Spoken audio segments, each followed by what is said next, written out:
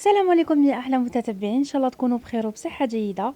عذروني طولت عليكم الغيبه، على بالي وتوحشتكم بزاف بزاف. لكن الله غالب كانت عندي ظروف في العمل تاعي، على بها ما حطيت لكمش انايا الفيديو.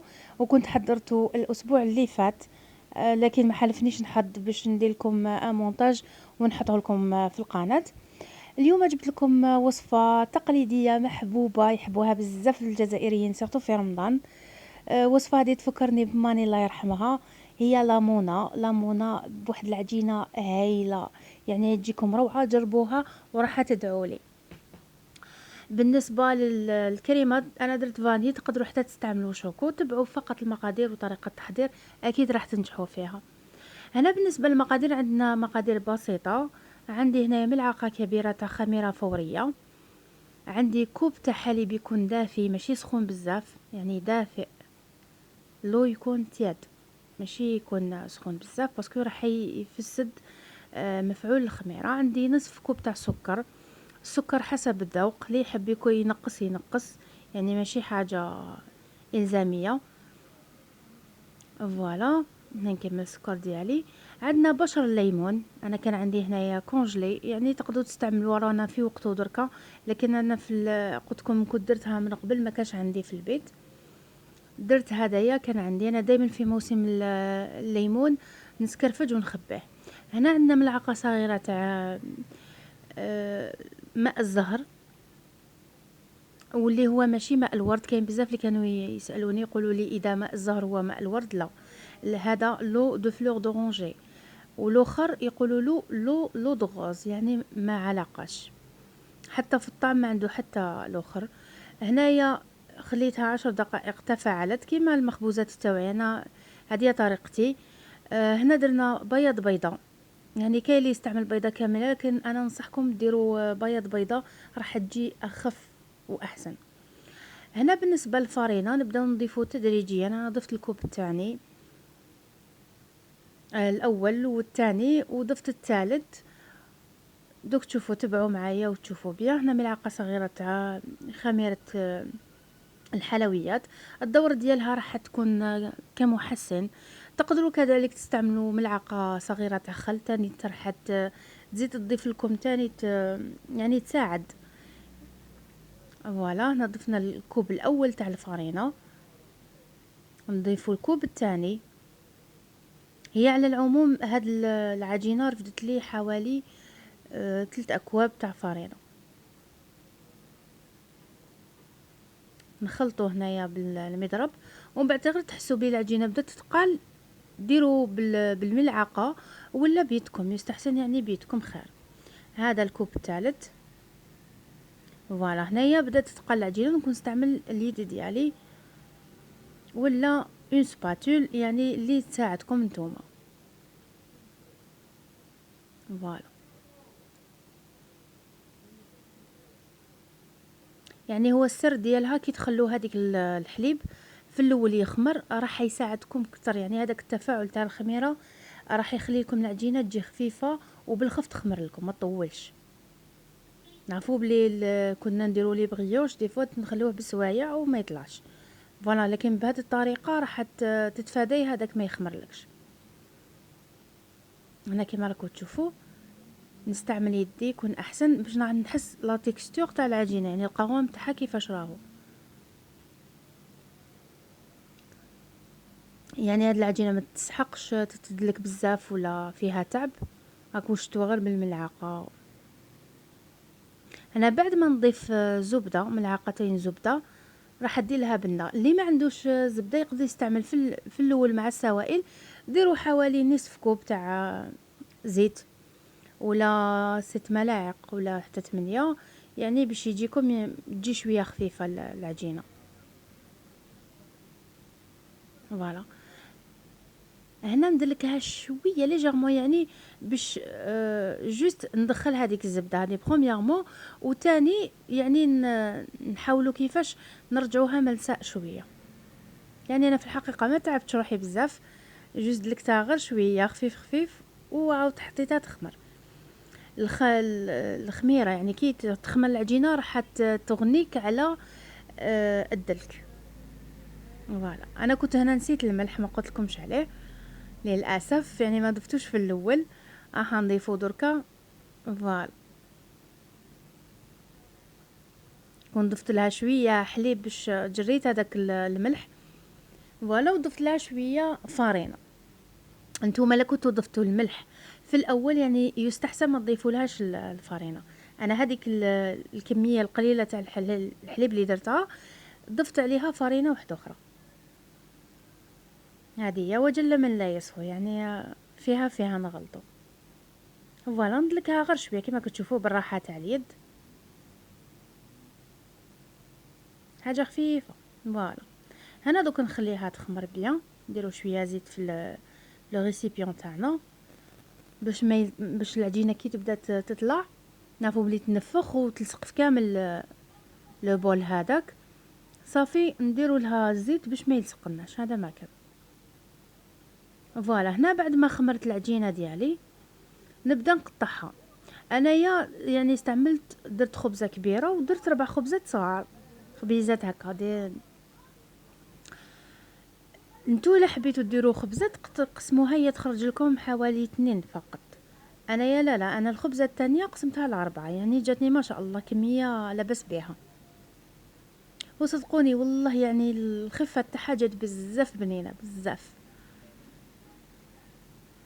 سيرتو مع الطراب الزاز دو سيترون وفيها الماء زهر الله الله، يعني جات روعه. خير من تاع برا، تاع برا يبيعوها لنا تكون يعني شويه نشفت.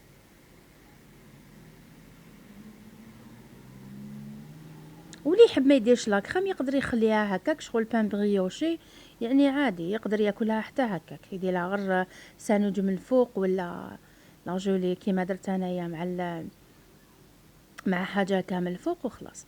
انا درت بابي كويسون، دوك نبدا نحل انا العجينه ديالي نخليها تخمر. الخمره دوزيام باسكو انا كنت ديجا خمرتها في الريسيبيون، دوك نخليها تخمر شويه في سنيوه ومن بعد تيك نطليها بالبيض ونديرها طيب. الفرن هنا يكون درجة حرارة تكون يعني سيو كيفاش تسخنوه بيان فوق تاعكم. المخبوزات اون جينيرال يحبوا الفور يكون سخون، لي صالي المخبوزات ولا اي حاجة الفرن لازم يكون سخون، عكس لي جينواز. لي جينواز يحبوا الفور يكون يعني يكون ناقص شوية. فوالا هنايا عندي لاكريم واش درت كريم باتيسير وضفت لها لا شانتي. عندي هنا 2 كوب تاع حليب، عندنا هنايا 2 ملعقة كبيرة تاع سكر، و2 ملعقة ونصف تاع مايزينا، وتاني عندي لافاني. نخلطوا هذا كامل جيدا. مايزينا هي النشاء الذرة. فوالا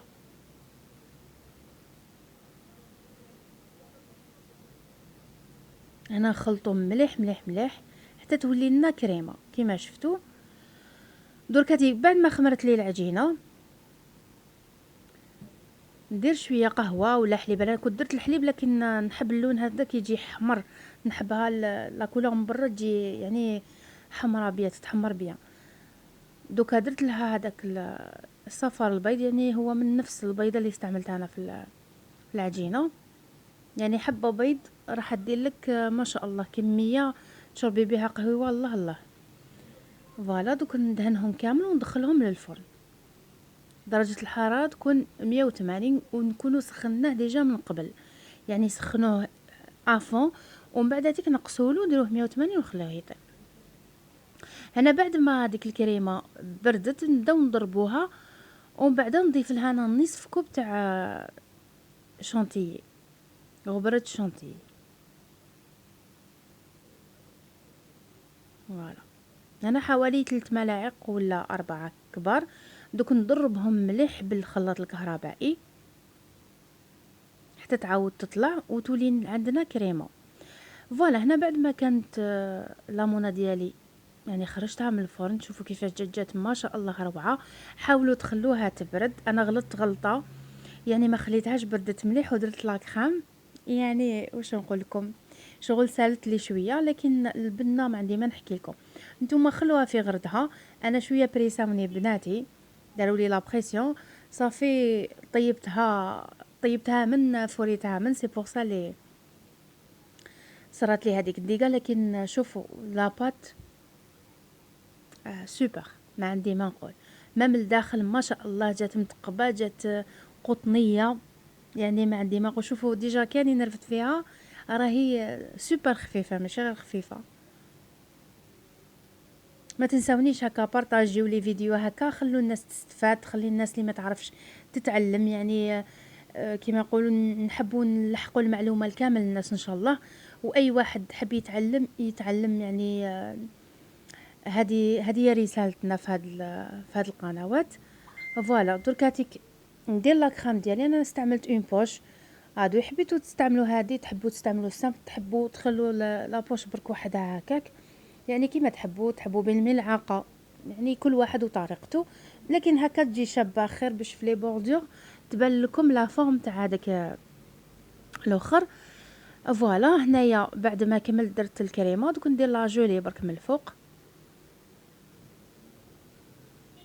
فوالا تقدروا تستعملوا معجون الا ما عندكمش، ديروا معجون ولا عسيله ولا، المهم هي الاصل ديالها تجيب لا جولي. فوالا هنايا نديروا المكسرات تاوعنا يفيلي، ولا اي حاجه حبيتي تزيني بها زيني بها لي متواجد في البيت. تقدري حتى تخليها هكاك وتبودري فوقها برك سكر كلاص كيما حنا ندير فهادو الصغار. يعني هاد الامر يرجع لك ليك، يعني ما تتقيديش اي حاجه عندك متواجده في الدار ديريها وفرحي عائلتك. فوالا شوفي ما شاء الله، يعني ما نجيش انا وهبلتني العجينه، يعني جات ما شاء الله، ونحب العجينه كي تصدق، يعني كي تجي مليحه. هذه هي دوك نكمل انا لا ميم شوز. وخليت هذوك زوج خبيزات، يعني بنتي صغيره حبتها بلا لا كريم، يعني اذواق كيما نقولوا. شوفي بنتي توري بصبعتيها شغل هي الشاف. فوالا هذه هي، شوفوا كيفاش متقبه ما شاء الله. يعني صافي بليزير كي تجربي حاجه هكذا وتصدق لك، صافي بليزير. يعني حاولوا تجربوها والله ما تندموا، من اول مره راح ان شاء الله تصدق لكم وتجيكم مليحه. برك تبعوا المراحل هذه، يعني ما ماشي تقولي نجري الفيديو هكذا باش ندير لا غوسات وخلاص ونخرج. نو، هي لي زاستوس هادو هما صح في الحقيقه. فوالا دوك انا هذه درتها بسكر كلاص برك، راك تشوفوا كيفاش هكذا برك سكر كلاص. يعني كل واحد والذوق ديالو، واش حبيتو ديروا. انا وريت لكم طريقتين وانتم تجربوا اللي عجبتكم وخلاص. هنا كون لحقت معكم انا للنهايه، ان شاء الله يكون عجبكم الفيديو وتكونوا استفدتوا منه وتجربوه ان شاء الله، وتبعتوا لي تطبيقاتكم هكذا باش يعني نتحمس باش نحط فيديوهات تانية. ما تنسونيش بالبارطاج والاشتراك في القناه وتفعيل الجرس واللايك تاني للفيديو، وضربوا طلة تاني على الفيديوهات اللي عندي. خليت لكم الخير ان شاء الله، ونختم كلامي بالصلاة والسلام على خير الانام، حبيبنا وشفيعنا رسولنا عليه افضل الصلاة والسلام. دمتم في رعاية الله وحفظه، مع السلامة.